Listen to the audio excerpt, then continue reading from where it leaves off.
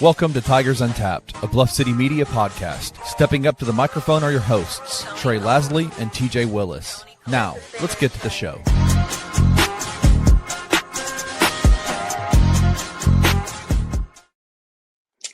What is up? If you're watching this, you're probably shocked. It's a one-man show this evening. If you're listening, welcome in. It's your boy Trey Lasley, solo hosting on a special holiday episode. Kenny's doing Tigers Live right now, and TJ's hit the portal with the rest of our football team, so it's just me. So if you're tuned in, appreciate it. If this doesn't excite you and you want to get out of here, I don't blame you. Never done a solo show before, but we're going to try to do it. We'll see what happens. Probably won't be quite as long of an episode, and I'm not drinking a beer this evening because I feel like it would be strange for me to be just sitting here drinking a beer by myself. So 'tis the season. You got the old school Christmas Coke commercial, so we're drinking a Coke Zero tonight, right after the Hardwood Tigs pulled off a much needed W against Alabama State. Pulled it out 88-67. They actually covered a game for once against an inferior opponent. But we will we'll jump into it. Friday, the Gridiron Tigs took on NC State down in Tampa. I didn't feel great about this. I also was shocked, honestly, to see that the line was put at what was it? I think it started out Memphis -1.5, got all the way up to NC State, almost a touchdown, I think, at 5.5. Settled kind of right there, and then right before kickoff, it was NC State 3.5. It was straight BTA. I mean, they beat our ass. And I bet that was going to happen, given we have basically zero coaching staff. I did not anticipate us coming out and looking very good, to say the least. Hey, shout out to Brendan Lewis, though, being basically the only offensive starter. Well, it's Brady Cluse, I guess, too. Shout out to Brady. Basically being the only offensive starters to play. I mean, I guess Jamari Hawkins. There's a couple, but we basically had our entire second, third string offensive line in there. DeWosier didn't play. It sounds like he had surgery on his foot. I think he played with a broken foot all year. So shout out to DeWosier for actually playing through that and battling through that the entire season. Sutton Smith dressed out, but never stepped on the field. Malachi Breland dressed out, but never stepped on the field. Sounds like Cortez tried to warm up and intended to play, but had some kind of injury that through warm-ups he decided wasn't going to work. So he didn't end up stepping out on the gridiron either. So it was a rough day for the team. Tough to go out there against a Power 4 who, I mean, they're not bad. They had some quality wins this season. But it's just like, at that point, why are we even playing the game? You know, if you're basically your entire offense is opting out, you don't have a coaching staff. Huff and his guys aren't here. They're not going to come in and coach the game. That creates an awkward situation. I just feel like, and like Notre Dame got poo-pooed for opting out of a bowl game. I mean, theirs feels like they were doing it just because they didn't get a playoff invitation. I feel like if your entire coaching staff leaves, basically, and you have a bunch of guys that are opting out and planning to hit the transfer portal, it doesn't really make a whole lot of sense. It's become a thing in college basketball now. We've done it. Teams are declining NIT invites. So I don't know. With how obsolete the bowl games kind of feel now, if you're not in the playoff, that may become a more common trend, especially for teams that have lost their coaches, moving on to other jobs, and then you've got the portal guys and opt-outs. You might start seeing teams opt out of bowl games. I don't know. But feels like we should have opted out of that one. Wasn't ever fun to watch at all. I mean, I don't feel like NC State was really even that good. We were moving the ball a lot. We had some turnovers, didn't score, some silly fourth down calls. It felt like Ramsey was still calling plays, which is silly. But just an ugly game, not one that was – and I went into it and I was thinking, don't overreact either way. If they look good, most of these dudes are probably leaving. If they don't look good and it goes bad, it literally does not matter because we have an entire new coaching staff coming in, and likely, I would say 85% of the roster is going to be new, which is a lot, but we'll talk about that in a little bit. So just to close out the year, really disappointing year. Maybe next week or the week after when TJ's back, we'll look at the superlatives. I have a feeling that I won on the superlatives. I'll have to go and tally it up. But TJ went out on a limb on a couple of those, so it feels like I might have come out with the victory. We'll have to tally that up in the holiday week. But to close that out, not the year we anticipated. When you're sitting 6-0 midway through the season, going into a bye week, you come back to play the worst team on your schedule, anticipating getting to 7-0 and possibly hosting College Game Day with a 6-1 USF coming into town, and then you lose 4 straight games in the year, finish 8-5. So just not a really solid year. And honestly, I think everybody was ready for something new. So real excited for the Huff era to get underway. He was at the Vanderbilt game on Wednesday. They introduced him. It was the loudest the Form got in the first half, because that was one of the most ugly basketball games I've ever seen in my life. We'll talk about that after the break. But jumping into it, Huff, it's off to a good start. We'd heard he'd kind of narrowed down to 3 offensive coordinators. He's bringing his DC from Southern Miss with him, and I think most of the defensive staff. He has also said that there will be no current staff members from Memphis retained. Literally everybody's clearing house. I mean, I saw today that the creative director, the guy that does the videos, the graphics, is gone. Like, we are totally clearing house, which feels a little bit sad. Like, you're sad for some of those people because they put so much time and effort and energy, and they're also not going with Ryan, but then they're not going to be here. But Huff is truly like a total clearing of house, which is probably needed, and it makes sense, but it's still a little bit sad. Anyway, came out after ODU. I think they beat South Florida on Wednesday in the bowl game. We hired Kevin Dekker, was the OC at Old Dominion. I absolutely love it. I think Huff crushed this. ODU was a top 15 offense this season. They at one point were up there as a favorite to make the playoff in the G5. They scored the most points on Indiana all year of any team. They were top 30, I think, in scoring offense, averaged like 32 points a game after their bowl game. They were a top 7 rushing attack in the country. I think they averaged like 240, just over 240 yards. But really like this hire. Kevin Dekker comes from Fordham. He actually implemented Josh Heupel's kind of shoot and veer offense at Fordham. And actually I think it was 2023, they became only the second ever FCS school to average over 600 yards of offense a game. And they also averaged 49.5 points a game that season. I think they went like 10-2 or 11-2 or something that year. They lost in like the second round of the playoffs, but a lot of fun. I think it's going to be a lot of fun. I think it's a great hire. There's been a lot of Old Dominion guys that have hit the portal. They've got there's several of their top wide receivers. Their tight end has hit the portal. I think their leading rusher hit the portal. Well, their leading running back rusher hit the portal. And then the big one, I don't know if this is going to happen, but it would absolutely be a home run hire if Dekker can bring his quarterback from Old Dominion with him, Colton Joseph.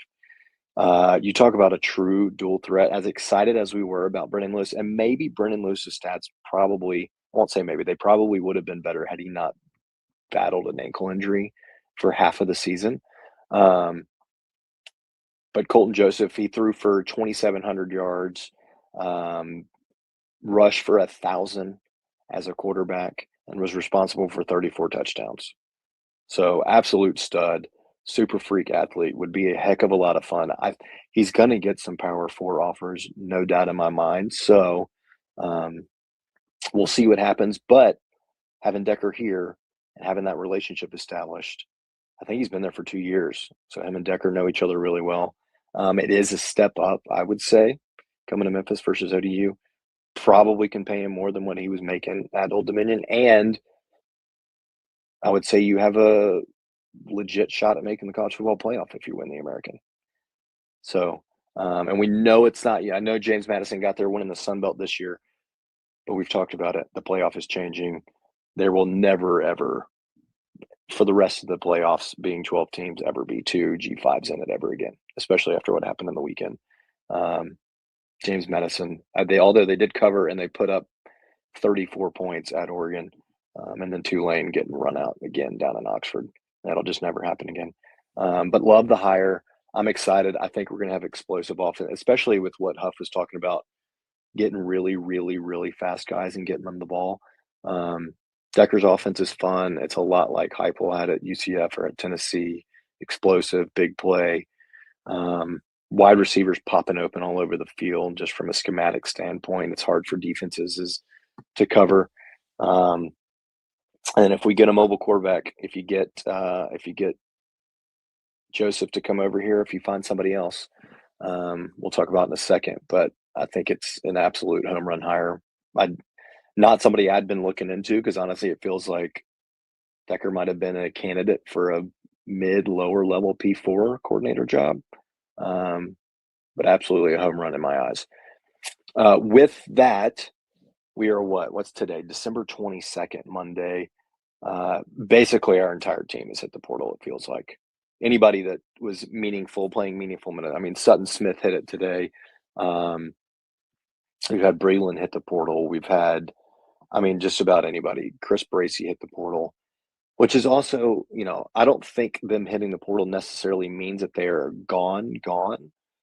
I think that Huff could come in if there are guys that he thinks that he wants. He could certainly persuade them to take their names out and come back. I mean, we saw it with Whitlow last year, and that was without a coaching change, right? He hit the portal and then decided that he wanted to come back. Silverfield was able to talk him into coming back. So it's not totally unheard of for people to put their name in the portal and then end up coming back to where they were. So I'm not writing all of them off, but it's also like, it just feels like a good, clean reset. There's some guys I would definitely love to have Sutton back. I would be shocked if he follows Ryan to Arkansas, given his usage rates here. I mean, I think he was totally underutilized and not used how he should have been. I mean, he had 2 rushes against Tulane, which is like the biggest game of the season to that point. It just doesn't. And you had a hurt quarterback for the whole game. It was like, what are we doing? Our best running back is getting 2 touches while our other starting running back has a broken foot all season. So we'll see what happens, but a lot of guys have hit the portal. So it's probably, all signs are pointing to, it's going to be another pretty big roster rebuild. I think last year, we had 78 new guys. It's probably going to be close to or more than that this year, which isn't necessarily a bad thing. I mean, you saw it for the first 6 weeks of the year this year. Like, you can have that kind of turnover and be fine. Tulane's going to go through the same thing. South Florida's going to go through the same thing. I saw Byron Brown hit the portal today. So they're going to be basically total rebuilds as well. So it's not like we're alone in the conference where we're the only team that's getting a new staff and is going to have to totally rebuild their roster. But with that is exciting news of seeing who's going to come here out of the portal. And a big name that's visiting, I think it's January the 10th, maybe is when it came out. It's been reported. Marcus Stokes, who I don't know if any of you are familiar. I'd kind of forgotten about him. It's been 3 years since he graduated high school, but he was a higher rated 4-star quarterback, initially committed to, I think, Penn State, ended up signing with Florida, and then was released. A video surfaced of him rapping and saying some things he probably shouldn't say, a word specifically that he shouldn't be saying. And so a lot of schools backed off him. He ended up going to West Florida. He's a redshirt sophomore now, just finished his redshirt sophomore season. But the kid's a stud. I mean, I think it would be a massive pickup. You think of somebody like Trinidad Chambliss at Ole Miss, who jumped up a level, and he's about to play Georgia in the Sugar Bowl in the quarterfinals of the college football playoff. But Stokes this year, he was a Gulf South Conference Player of the Year. He threw for 3,300 yards, 30 touchdown passes, averaged 275 passing yards a game. He rushed 82 times, had 367 rushing yards, and 10 touchdowns on the ground. Responsible for 40 touchdowns this season. So, I think that would be a great get. I think he would fit in perfectly in Eric Dekker's style.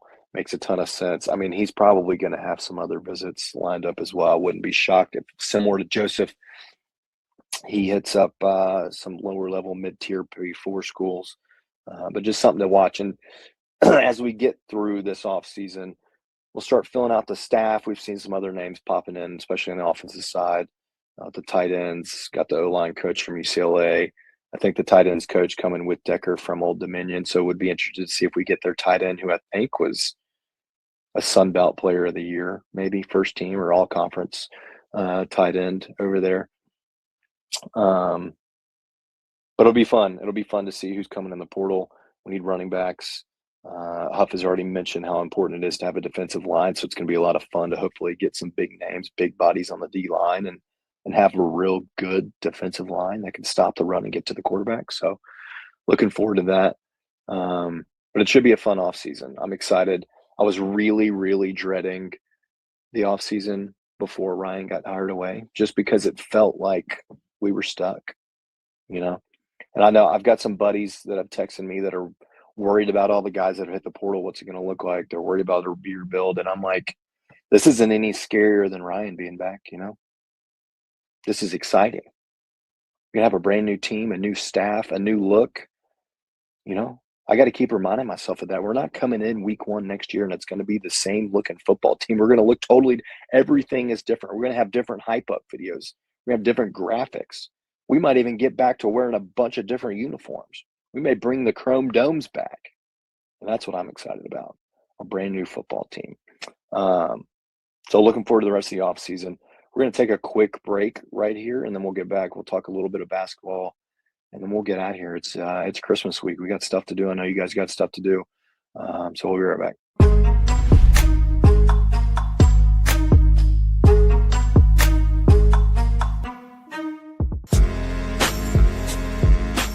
In Memphis, we know a thing or two about resilience.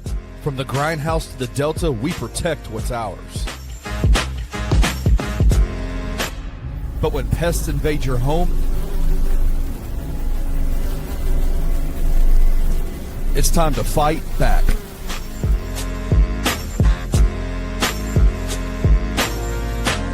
Grade A Pest knows how to handle what crawls, flies, and bites. With local experience and guaranteed results. I'm Reggie with Grade A Pest Control. We service the Memphis metro area. That also includes DeSoto and Fayette County as well. Grade A Pest has the entire Mid-South covered. So if bugs and pests put you to the test, let Grade A solve your problem.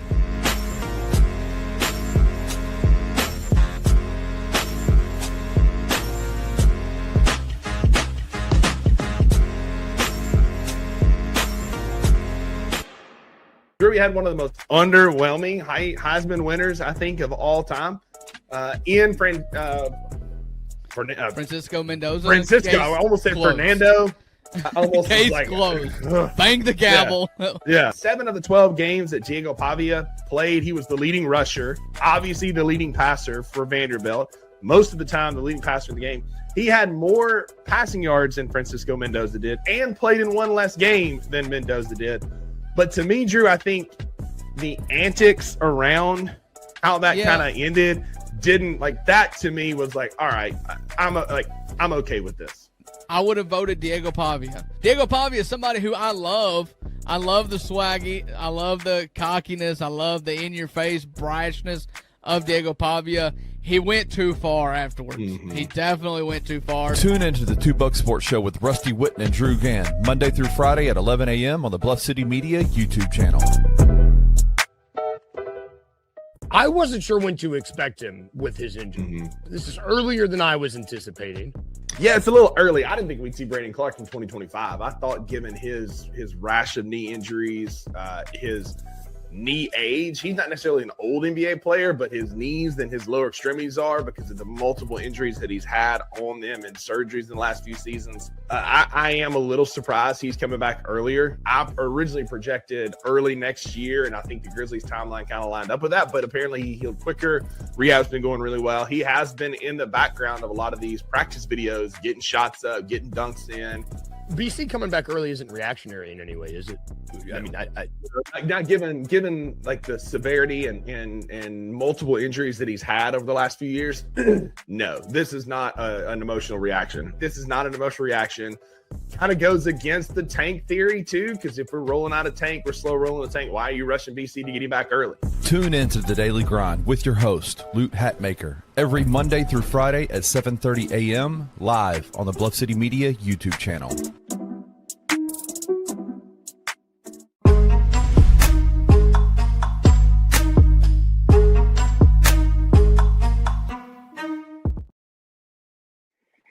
All right, what up? We back, and shout out to Rusty calling Fernando Mendoza Francisco. That's fun, Francis. Shout out to that. No wonder you don't think he should win the Heisman. You don't even know what his name is. Anyway, it was a rough week for the Tigers basketball team. Historically, recently, we've been real good in these types of games. Very good against the SEC.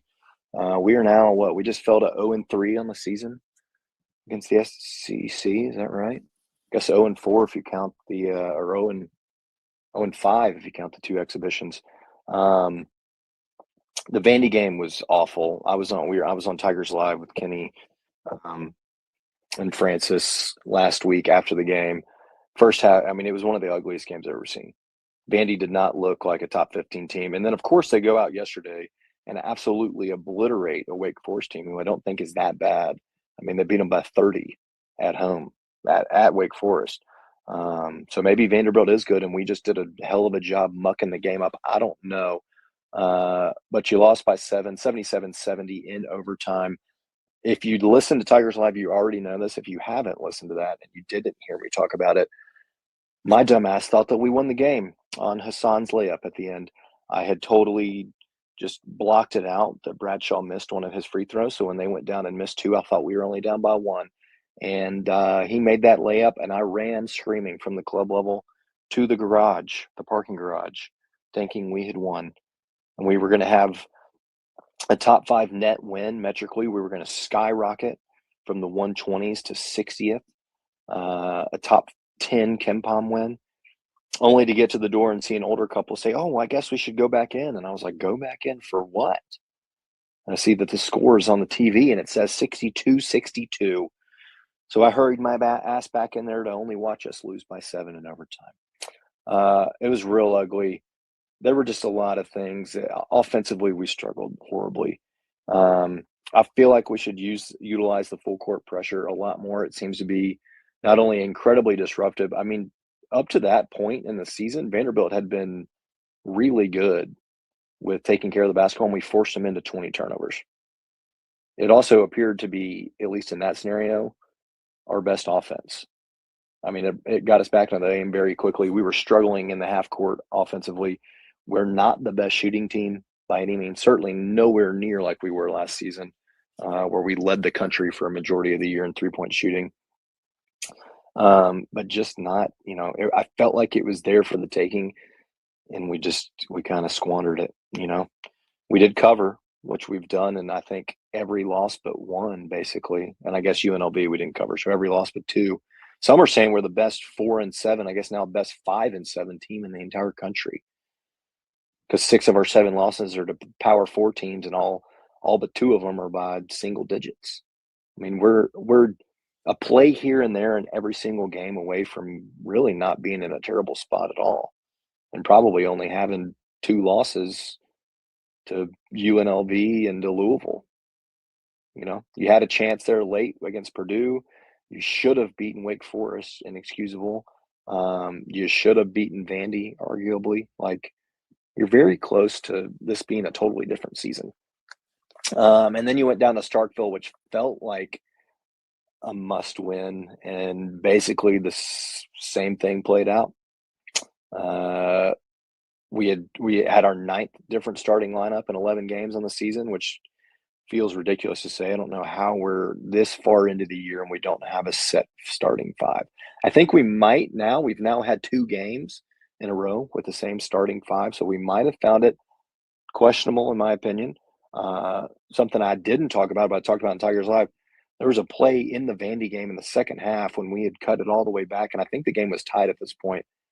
There was a loose ball near midcourt, and Ashton Hardaway put forth the least effort I have ever seen in my life for somebody to go after a loose ball. I mean, it should have been on the deck getting after it, and was like slow old man grandpa. My back hurts trying to bend down and pick it up multiple different times. And I tweeted it. I said I would never play him again with that kind of effort. And lo and behold, we turn around Saturday and he's in the starting lineup. So he also started tonight against Alabama State. And had actually a pretty good night. But I think we might have settled on a starting lineup. Anyway, that State game was ugly. State is not good. They were extremely beatable. Same kind of thing happened. Trailed the whole first half, got down by like 8-10, battled all the way back, took the lead halfway through the second half, and then squandered it away late and ended up losing. Just feels like that's kind of been the recipe. There were a couple plays late there that just ultimately led to the loss. Some silly turnovers. We threw a lob to Aaron Bradshaw at one point when he was at the free throw line, which just doesn't make a whole lot of sense. We got a steal and an inbounds late and then ended up throwing it right out of bounds, trying to play a little bit too quickly, which not a ton of hate there. It was really down towards the end, and you got to kind of get a quick bucket. But it's just been a reoccurring theme. Like, this team's got to learn how to make the right plays, especially late in the game, to close these close ones out. I mean, like I said, we've had 5 of our 7 losses have been by single digits, and they've all been winnable. And it's just been a play or two here or there that have kind of flipped the script at the end and kept us from winning. But they did bounce back tonight against Alabama State, actually covered in a game playing a scrub team that they should. We did it for the metrics tonight. I think the line closed at like 19.5, and we won by 21 tonight, which is not something I would have seen coming. We also lit it up from 3 and hit 13 3-pointers.